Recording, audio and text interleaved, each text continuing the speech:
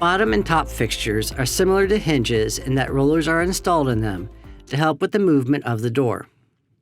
They differ, however, in how they help the door travel through the track. Top fixtures attach to the very top of the door and start the travel of the door.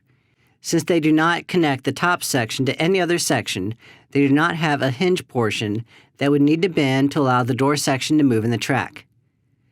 Top fixtures are adjustable and are positioned for sealing the top of the door. Bottom fixtures attach to the bottom of the garage door and give a place for the cables of the counterbalance assembly to attach to. The cables pull the door open from the connection at the bottom of the fixture. Outside hookup or low headroom options are designed for situations where the cable drums are on the torsion shaft outside of the end bearing plate. There has also been a trend in the industry to provide safety bottom fixtures. These are spring-loaded by the tension of the cable so that if the tension fails or goes below a specific tension, a blade falls and sticks into the track, preventing the door from free-falling.